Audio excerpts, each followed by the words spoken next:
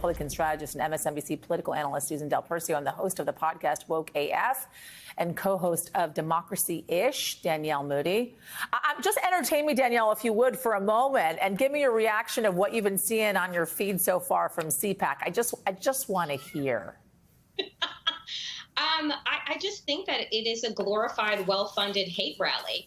I mean, I've never seen such an angry, maniacal group of people. You have Marjorie Taylor Greene in some type of kneeling in some type of pretend Guantanamo Bay prison structure that they have. You have Ted Cruz yelling about pronouns. Like, it is really, they are very unhinged. And I think that we need to discuss it as such. They are a hate group that was a political party and now is unrecognizable.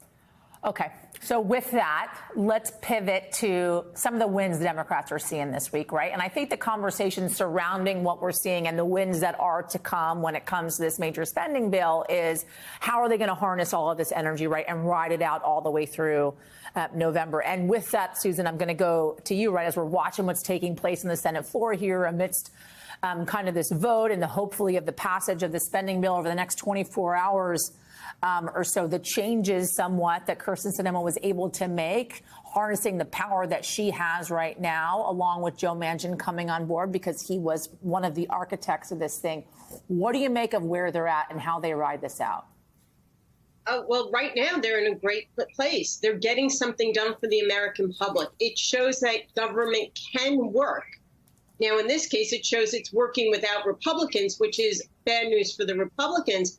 But also, just through the political lens, I'd like to congratulate the Republicans the Democrats, for not killing each other over the things they didn't get in this piece of legislation and focusing on the very important things that they did get.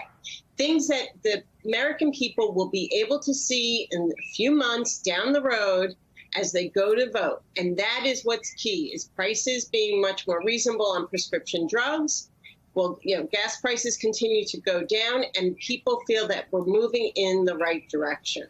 So, Danielle, here's the thing, right? And I think Susan brings up a really good point, which I spoke with Senator Hirono about, which is kind of surprising that Democrats are trying to able to get it together, right? We have talked about this on my show. About how it seems as if there's a lot of infighting amidst the Democratic Party, and they're not really able to get it together to get major legislation across the finish line. And we certainly didn't think this was going to be it. And we're seeing that happen right now.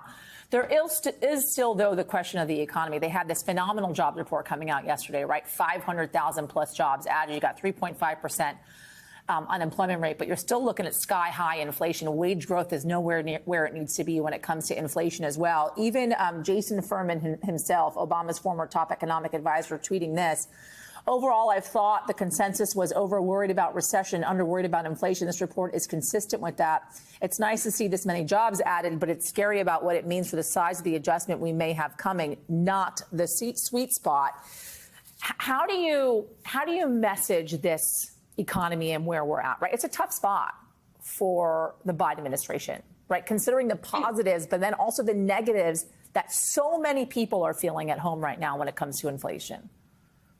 I think that messaging here is going to be really important. And I think that, to Susan's point earlier, is that the Democrats really need to remind the voting public where we were before the Biden administration came in, with how many jobs we lost during COVID, right, at the beginning of 2020, and where we are right now. I think that right at this point, we need to be able to signal all of the wins that we have had and understand, look, people need to be a little bit more intellectually nimble, understanding that, like, we are in a tough spot. Things are getting better. We had gas prices in some places that were at $7 a gallon, and now we're back down to a place that is relatively normal in this country. And that was a huge problem for Americans. And so I think that it's up to Democrats to message the good news and say that if you want to continue on this trajectory, then there is no other party to vote for in November but Democrats. So two more I have for you guys before we wrap this discussion. Danielle,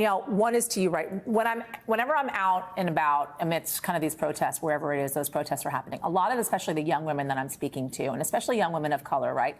They say to me they don't feel as if this administration has come through on their promises. And they actually speak specifically to student loan forgiveness, which they have not done. Yes, they have not had to pay back their student loans as of yet, but we're not necessarily seeing any announcement coming down the pipe when it comes to student loan forgiveness. That being said, it doesn't seem like that argument really stands anymore if they're able to get this across the finish line, which it seems like they're going to. Do you agree with that notion?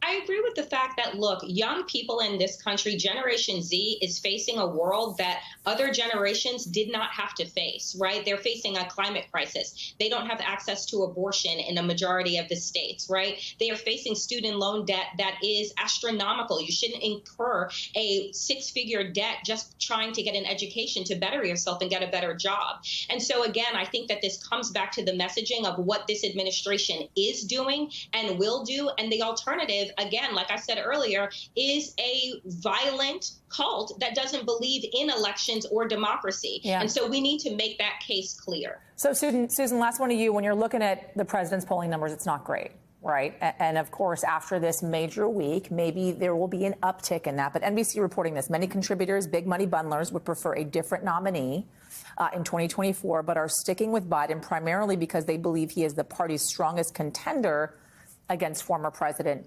Trump. Do you think this could shift for them and how they're feeling about the president? You know, I hate to say it, but it's one of those we shall see. There's a lot of things that can happen between now and November and now in 2024. What I'd be more concerned if I was the president is what I saw happen in a New York congressional debate between Carolyn Maloney and Jerry Nadler. Yeah. Because they both started to step away from the president. Now, Maloney walked back. Yes, she did. But the point is I wonder how many other Democrats, we know of a few, a handful, but will there be continued rallying among certain Democrats to say he shouldn't run, which makes me wonder the real important thing the president can do is either way, he's got to say I'm all in or I'm out before the midterm elections in 2022. Danielle, would you see anybody actually challenging the president in a primary?